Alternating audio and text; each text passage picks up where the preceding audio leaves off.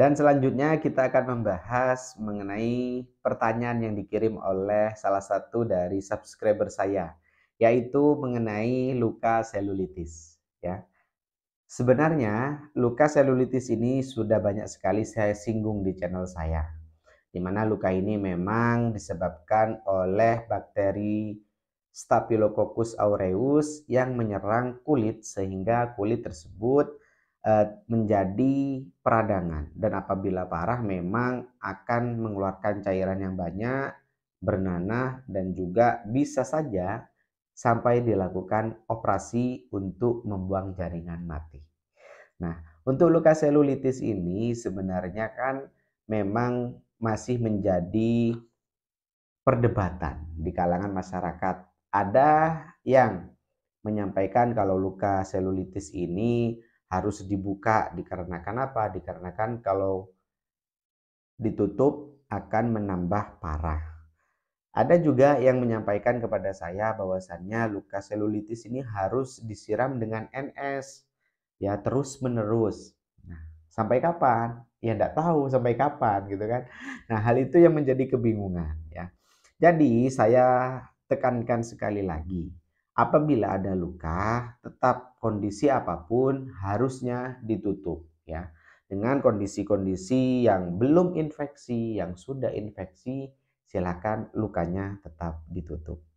Karena akan dapat mencegah terjadinya infeksi, mencegah trauma, mencegah terjadinya pendarahan, ya, dan juga memberikan rasa nyaman pastinya terhadap pasien. Ya, oke. Jadi ini dia kasus selulitis yang saya dapatkan dari konsulan salah satu subscriber saya.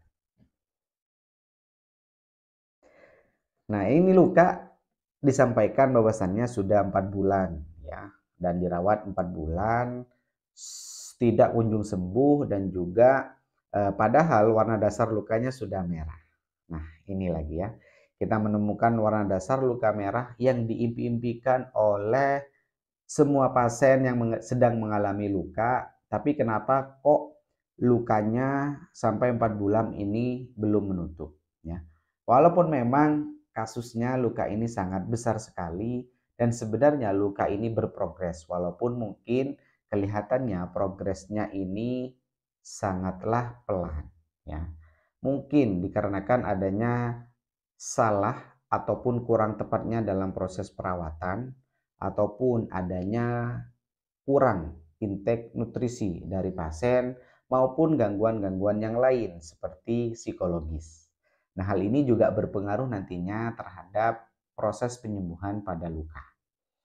Jadi silakan diperbaiki dan diperhatikan lagi bagaimana proses perawatan luka ini agar nantinya dapat diberikan kesembuhan dengan cepat.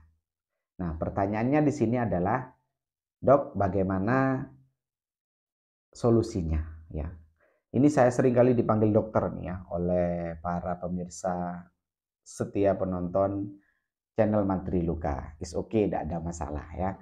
Jadi seperti ini, para pemirsa sekalian, bagi yang terkena selulitis ya, ini merupakan penyakit yang disertai rasa nyeri, panas, dan juga biasanya banyak mengeluarkan cairan, dan nantinya efeknya adalah sulit untuk berjalan. Nah, awal perawatan silakan ya, untuk apa? Untuk dicuci dengan maksimal. Saran saya silakan pencuciannya menggunakan daun sirih ya, rebusan daun sirih ataupun rebusan daun jambu biji. Tapi yang familiar ini mungkin dari penonton channel saya adalah rebusan daun sirih ya. Seperti itu. Nanti silakan dibuat dan digunakan untuk proses pencucian pada luka selulitis. Ini sangat baik sekali ya. Selanjutnya adalah tambahkan antiseptik. Nah, antiseptik sudah banyak sekali antiseptik di pasaran, dan mungkin saya menyebutnya yang saya tahu ya seperti Kilbak, seperti Teknodi, seperti Octadin, seperti Cosmonet ya, ataupun Silver Spray, dan banyak sekali. Kalau di apotek itu ada namanya Hansaplast Spray ya. Itu boleh juga bisa digunakan untuk pencucian pada luka. Oke, itu langkah yang pertama. Selanjutnya adalah karena luka ini sudah berwarna dasar merah, memang jangan terlalu banyak melakukan debridement atau membuang jaringan mati. Nah, khususnya nih bagi rekan sejawat yang masih mungkin ingin maksimal lagi dipaksakan melakukan debridement, ya jangan terlalu dipaksakan. Karena resikonya sangat tinggi. Apa? Resikonya adalah terjadi pendarahan dan juga nantinya dapat menghambat dalam proses penyembuhan pada luka. Logikanya adalah dia akan mengulang fase inflamasi kembali apabila luka tersebut terjadi pendarahan. Ya, seperti itu. Dan ini yang penting lagi adalah pemilihan salep ataupun topikal yang tepat untuk luka yang berwarna dasar merah. Sepengetahuan saya dan yang saya sering praktekkan adalah saya akan memaksimalkan di proses pencucian. Khususnya saya akan mengkompres dengan antiseptik yang agak lama. Mungkin sekitar 5-10 menit untuk luka yang sudah berwarna dasar merah tadi. Ya. Nah, langsung kita aplikasikan salep. Nah, untuk salep ini banyak pilihan sebenarnya. Saya sudah jelaskan di video saya rekomendasi salep untuk luka yang berwarna dasar merah. Ya. Contohnya adalah Metcovazine Red, ya, Burnazine Plus, Ialuset Plus, Bionek, ya, ataupun salep-salep yang lain di mana memang carilah salep yang kandungannya adalah hyaluronic acid. Sepengetahuannya saya seperti itu. Nah, kalau luka yang seperti ini, ya, memang saran saya adalah menggunakan Ialuset Plus. Ya, akan lebih baik karena apa? Karena kandungannya ada hyaluronic acid dan juga kandungannya ada antibakterinya. Dan satu lagi keunggulannya ya, kemarin juga ada yang bertanya ke saya, isinya kok banyak mas? Ya memang banyak, karena apa? Karena lebih efisien nantinya untuk apa? Untuk luka yang besar-besar, ya seperti itu. Jadi silakan boleh memakai Metcovazine Red ataupun memakai Ialuset Plus, ya itu. Dan pemilihan absorben ataupun perban yang akan untuk menutup lukanya, ya dressing. Nah, untuk perban ataupun dressing yang saya gunakan, tetap saya akan menggunakan melolin ya. Karena apa? Karena satu, dia teksturnya lembut dan juga nantinya untuk mencegah perlengketan saat pergantian pada lukanya. Jadi, luka ya dicuci, ya setelah dicuci bersih, dikeringkan, lalu diaplikasikan salep secara merata ya, jangan terlalu tebal, jangan terlalu tipis, yang sedang-sedang saja. Setelah itu tempelkan melolin. Ya. Setelah tempelkan melolin, tambahkan kasa steril.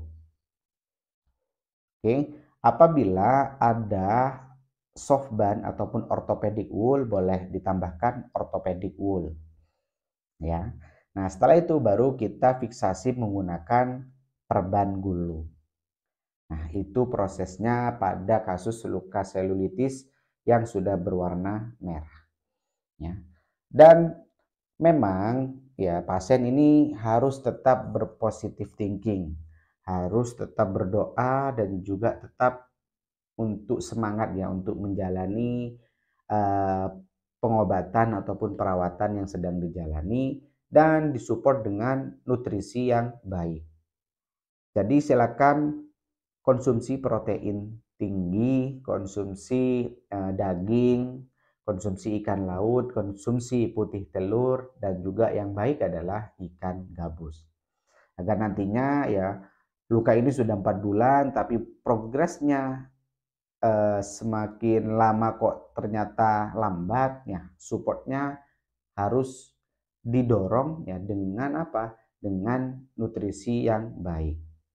Sekaligus secara psikologis juga harus diperbaiki dan jangan lupa berdoalah kepada Tuhan yang Maha Esa, Allah Subhanahu wa taala, ya.